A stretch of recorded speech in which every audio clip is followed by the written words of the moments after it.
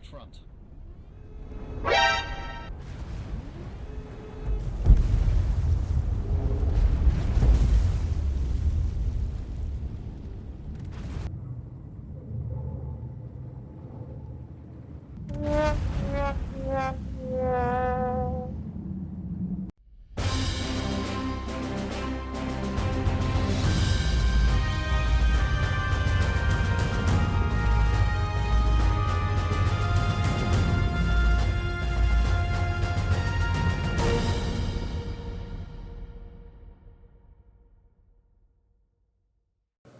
Howdy folks, and welcome back to World of Warships with Rear Admiral Jingles. And today's battle, well, it's probably going to have a few of you tossing your keyboards out of the window in frustration when you see how this one goes down, but I make no apologies for it.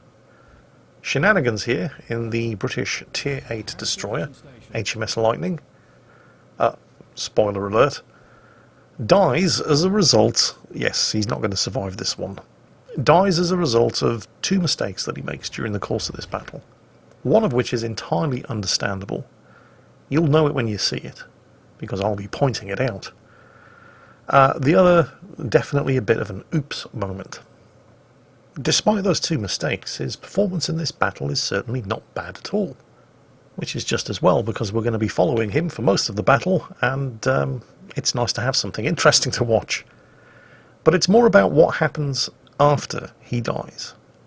And I'm straying dangerously close to spoiler territory now, and I really don't want to spoil the conclusion of this battle for you, so we'll just see what happens. And I'll say no more on that subject until events unfold. In case you hadn't noticed, this is a Tier 9 battle. The Lightning is of course a Tier 8 destroyer, but that's not really such an issue here. What is a problem, particularly for Shenanigans in the Lightning, is that there are aircraft carriers in play. Although they are only Tier 8 carriers, which shouldn't be such a problem for all the Tier 9 battleships and cruisers, they are going to be an issue for Tier 8 destroyers like the Lightning. Although, having said that, while Tier 9 battleships and cruisers in particular wouldn't normally suffer too much at the hands of a down-tiered Tier 8 aircraft carrier, the Lexington is a little bit special. She's a premium Tier 8 aircraft carrier, and her thing, in addition to having access to those really hard-hitting Tiny Tim rockets, is that her aircraft also have larger than average health pools, which means that she's more able to go toe-to-toe against Tier 9 battleships and cruisers than other Tier 8 aircraft carriers. Shenanigans are being quite proactive at the start of this battle, immediately going for the closest cap, which of course immediately subjects him to attack from the Lexington's rocket attack planes. Luckily, he's gone for Cap Point Charlie, which on the one hand has a lot of these tight, narrow sea lanes between all of these islands, which blocks line of sight and line of fire to other ships that might have wanted to take advantage of his being spotted by the Lexington's aircraft. The downside in this cap point is that, well, these narrow sea lanes don't give you an awful lot of room to manoeuvre, which can be really bad news if you run into an enemy ship in here, particularly if they're armed with torpedoes. Shenanigans dumps his own torpedoes into the water just in case, and it looks like he's accidentally slipping out of the cap circle here, but I think he's actually doing it quite on purpose, because he has just been spotted. And he is getting shot at, although he doesn't stay spotted for long. And since they clearly know he's here and they're actively trying to kill him, a much safer place to contest this capture point would be behind the island in the middle, which is exactly what he's heading for. And in the nick of time too, because there's the enemy Benson. So the Benson's going to be an issue for him, but then again he's going to be an issue for the Benson as well. Also, neither of them are really in much of a position to benefit from any kind of fire support provided by the rest of their teams. Shenanigans does have a friendly Gneisenau right next to him, but the Gneisenau doesn't really have a firing solution on the Benson. Shenanigans is hidden inside his smokescreen, and he's got his hydro up, so the Benson knows that he's spotted, and he also knows that he's not going to be able to get any torpedoes away undetected. He pops a few shells into the area where he thinks Shenanigans is shooting from, but he isn't.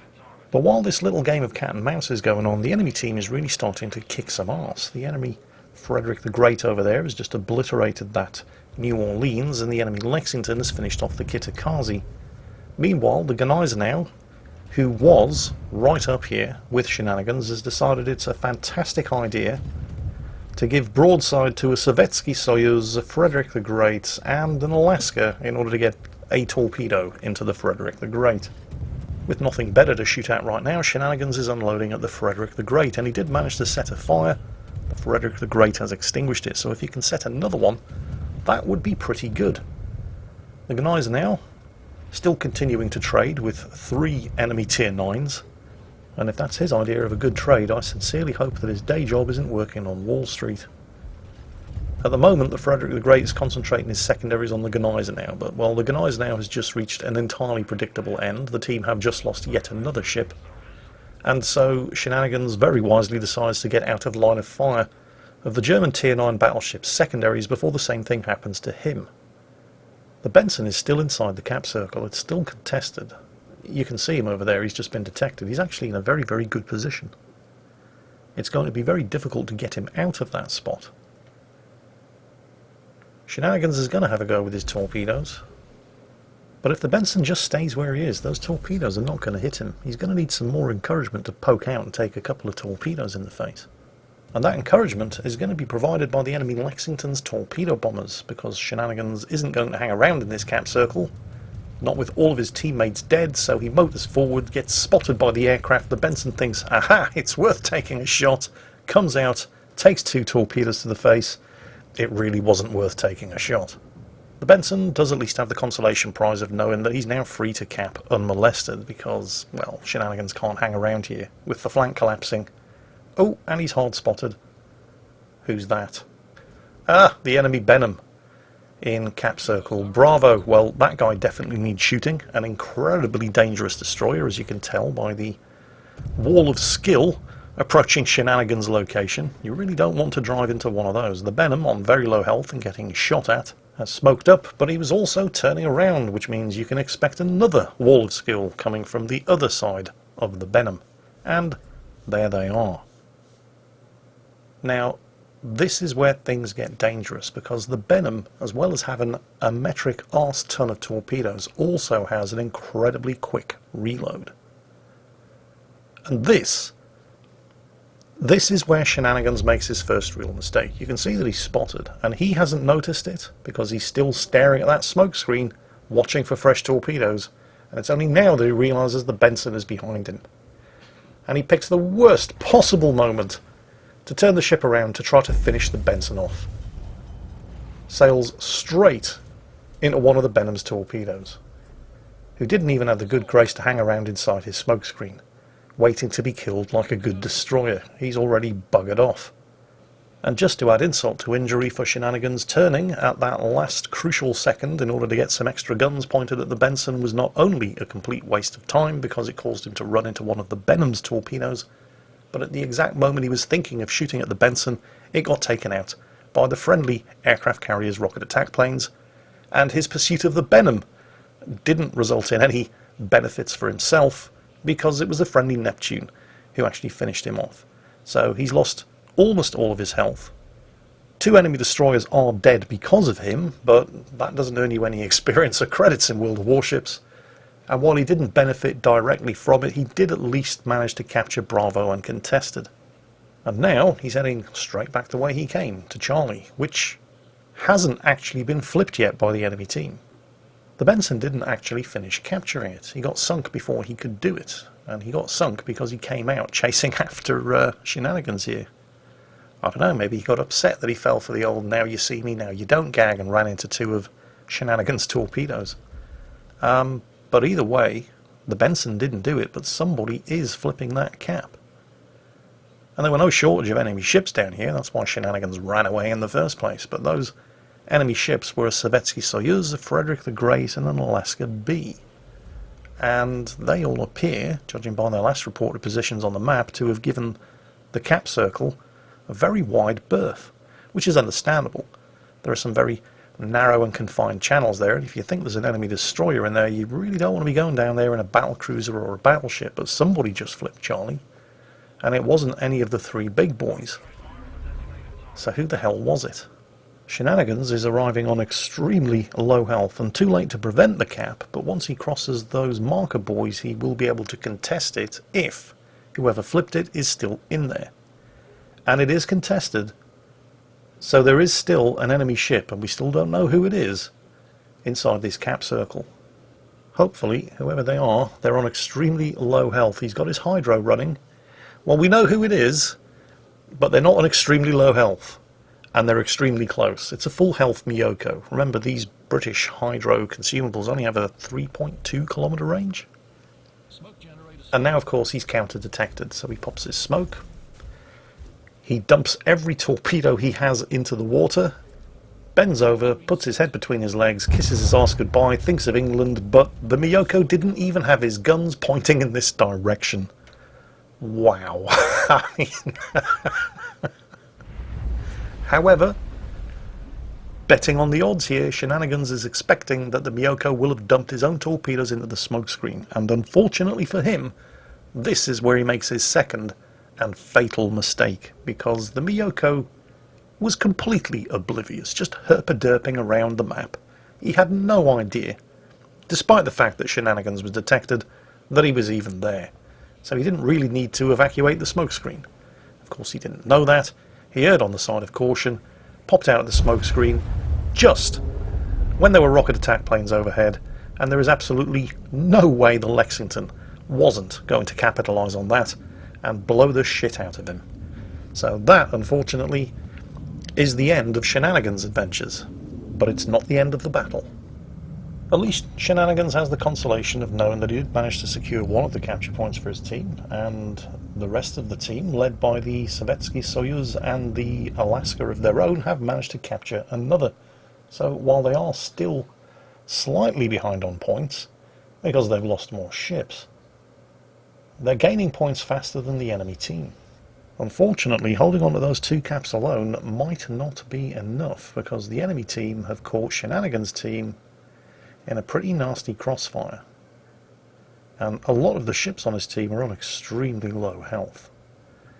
Now, the Neptune and the Alsace in the middle there, they're making good use of the islands, so they're not actually caught in a crossfire, although they are getting shot at by a Sovietsky Soyuz, Alaska B and Frederick the Great. The Neptune, very wisely, has popped his smoke, and he's joining the Alsace in shelling the Frederick the Great.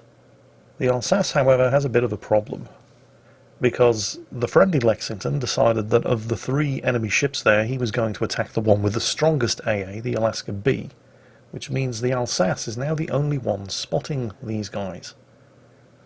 And he can't really turn around or manoeuvre too much because he's trapped in a narrow channel with enemy battleships shooting at him, and that's made him a sitting duck for the torpedoes of the enemy Lexington.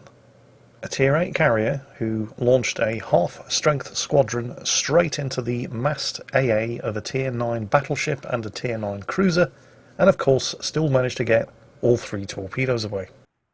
The Alsace, because he doesn't want to turn around and give broadside to a pair of Tier 9 battleships, even though one of those Tier 9 battleships is giving broadside to him, the Sovietsky Soyuz at the back there, who is being punished heavily for it.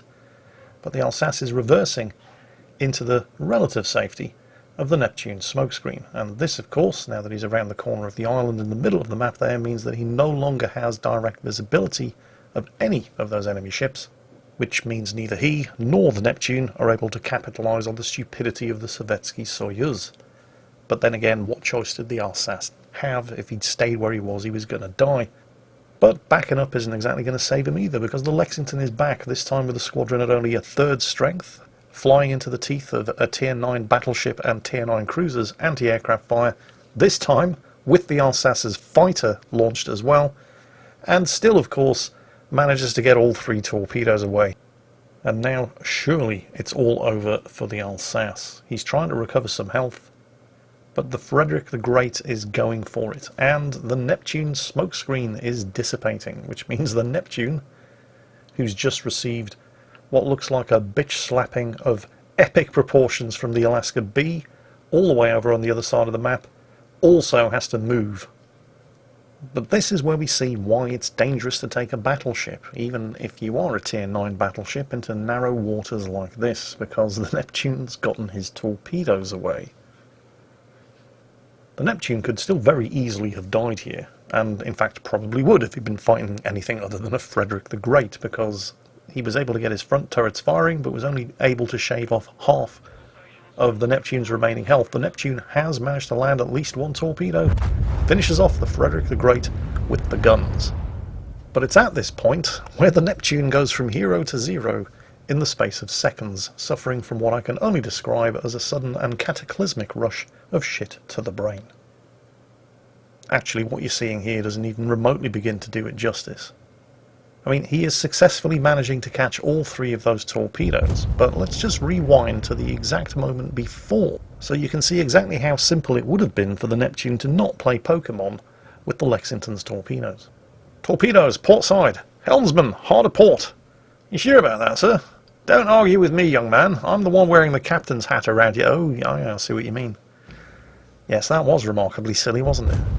It was, sir, yes. You're welcome, by the way.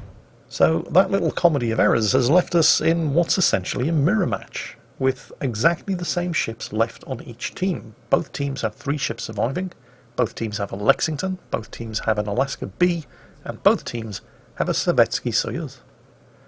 And both teams' Lexingtons are getting shot at by ships armed with really, really big guns.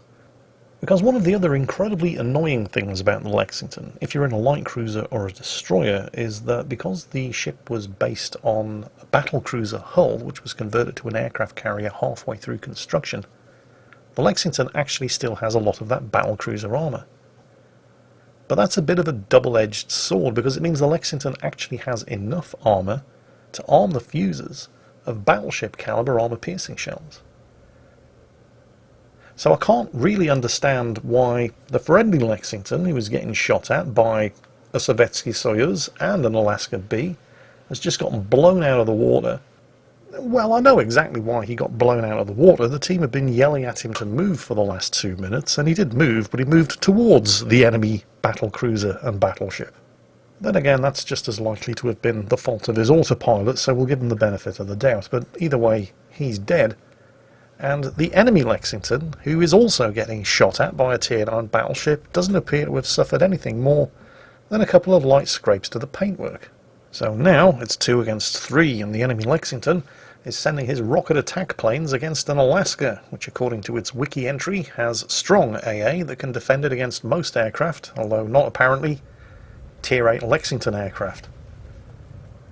Enough of those aircraft have actually survived that they're able to come back around for a second go. Although arguably it's the Savetsky Soyuz's 16-inch armour piercing that inflicts the most damage, shaving off about a half of the Alaska's health that was remaining after the Tiny Tims had had their wicked way with it. The Alaska is basically doing the best thing that he can do here. He's reversing very slowly, trying to keep his armoured bows pointed towards those 2 ships, while sneaking around the side of the island to get himself out of direct line of fire. Because he knows that all he has to do is stay alive. The team are 200 points ahead. They still have 2 caps, and the enemy are in no rush to take any of the caps off them. So what's the Savetsky Soyuz doing? Well, he's enjoying the attention of the Lexington's dive bombers, and it doesn't look like he's enjoying it too much. Of course, at this stage of the battle, the Lexington is barely able to send a complete flight up, let alone a complete squadron, but they're still able to get through the Savetsky Soyuz's air defences and even get away after dropping their bombs with some survivors.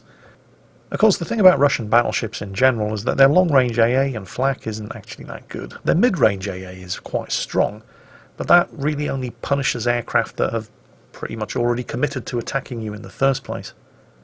This time, however, the Savetsky Soyuz is prepared. He's launched his catapult fighter, and there's a barely half-strength torpedo bomber squadron coming in. They're starting to eat the AA. Well, they should be. Well, they're getting shot at, but I don't actually see them taking any damage. Oh, there go the fighters. And still gets all 3 of his torpedoes away. Well, that didn't really seem like it was worth the effort. Well, on the bright side, he did only eat 2 of the 3 torpedoes, and he did manage to shoot down some of that half-strength, 1 tier lower than him torpedo bomber squadron with his catapult fighters and anti-aircraft guns. He's completely given up trying to sink the Lexington, and he's trying to get as much distance between himself and that 1 tier lower than him aircraft carrier as humanly possible, and I can't say I blame him. Looks like he's heading for the direction of the surviving Alaska, trying to shelter under the Alaska's AA umbrella, which seems like a really good idea. And they do still have a 300-point lead and 2 of the caps, and only have to hold on for another minute or so. Ah, shit. There goes the Alaska. And here comes what looks like a full squadron of dive bombers. Don't ask me how the Lexington is still able to put an entire full squadron of dive bombers into the air at this stage of the battle. Obviously, it has magic aircraft-producing factories located beneath its decks, which is only fair, of course, because, you know, all of these capital ships have magic anti-aircraft gun replenishing factories located below. Oh, wait, no, they don't, do they? No, their anti-aircraft guns get knocked out. They stay knocked out. Well, I'm sure there's a perfectly good explanation for that. If anybody has any idea what it is, please do let me know in the comments. Oh, he's managed to get his catapult fighter up again. I'm sure that'll make all the difference. And let's quickly just stop the clock at the point where the dive bombers release their bombs. Whoa, bombs are in the air, and the battle timer has expired. And there goes the Sovietsky Soyuz. All the ships on Shenanigan's team were destroyed. Battle timer expired. Who was the winning team? Tune in tomorrow, same time, same place to find out. I wouldn't do that to you. No, Shenanigan's team won. At the time the battle timer expired, they still had 1 ship left alive for a fraction of a second, and they were ahead on points. So there was a happy ending after all, and I think this is probably the first time I've seen a team win despite having all of its ships destroyed. I hope you guys enjoyed it, and thank you of course to Shenanigans for sending it in. That's it for today. As always, take care, and I'll catch you next time.